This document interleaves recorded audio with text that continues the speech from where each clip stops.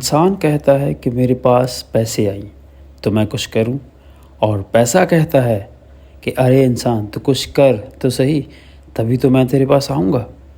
नमस्कार, मैं हूं आपका अमर 2.0 यूट्यूब चैनल से, और आज की चर्चा पैसे पर।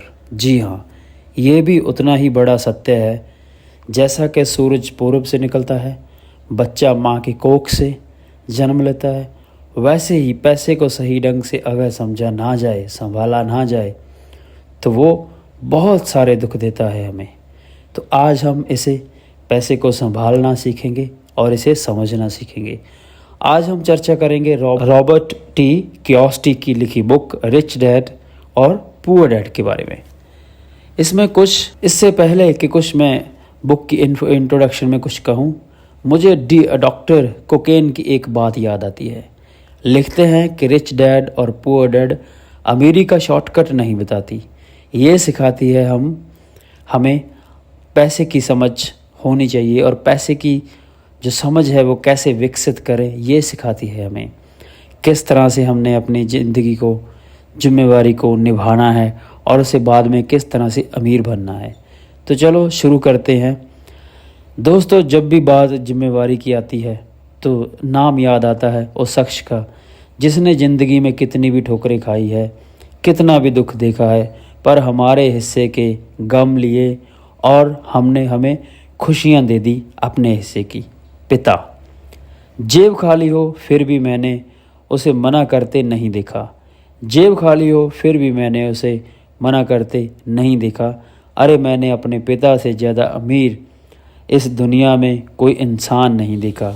रॉबर्ट टी कियोसाकी ने उसी पिता को ध्यान में रखते हुए main character of the story बनाते हुए हमें आज की ज़िंदगी के सबसे इम्पॉर्टेंट लेसन को पढ़ने की कोशिश की है, विच इज़ पैसा। जी हाँ, हम बचपन से लेकर जवानी तक सिर्फ मार्क्स के पीछे भागते रहते हैं।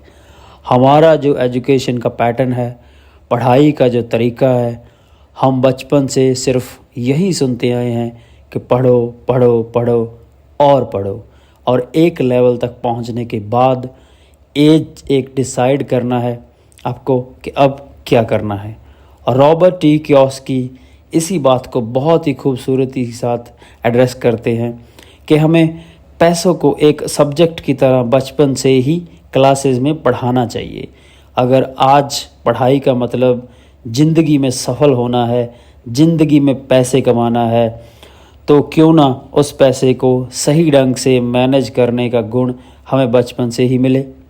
स्कूल 6 घंटे या फिर 8 घंटे का होता है, पर बाकी जो वक्त है वो घर में बीतता है। कहीं ना कहीं स्कूल हो या घर, बच्चे को बचपन से ही पैसे की अहमियत, उसकी इम्पोर्टेंस पता चलती है। उसकी मैनेजमेंट के बारे में अगर पढ़ाया जाए उसे बचपन में ही, इसमें कोई भी गलत बात नहीं है। मुझे लगता है कि ये बात कहीं ना कहीं मिसिंग थी। कई सालों से ये जद्दोजहद है कि इसे शुरू किया जाए, इसे समझाया जाए। बहुत सारी फिल्में बनी इस पर, लेकिन आज भी हम मार्क्स के पीछे ही भागते हैं। अगर हमको पैसे को मैनेज करने की कला सीखनी है, कला आनी चाहिए, तो ये बुक पढ़नी आपके लिए बहुत ज़रूरी है। अगर हमारी समझ डेवलप हो जाए, मुझे लगता है कि जो आजकल के बच्चे हैं वो जब बड़े होंगे तो वो अपने फ्यूचर में बहुत खुश रहेंगे। इंसान को कंप्लीट करने के लिए उसका परिवार, उसके दोस्त, उसका रहन सहन सब बहुत ज़रूरी है। ये तो नहीं कह सकते कि पैसा ही है सब कुछ, पर सब कुछ पाने के लिए पैसा बहुत ज़रूरी है। तो ये था हमारा रिच डैड पुअर डैड का आज का इंट्रोडक्शन। तो कल दोस्तों फिर मिलेंगे इस बुक के पहले चैप्टर के साथ। थैंक यू दोस्तों, thank you so much, thank you for watching my videos.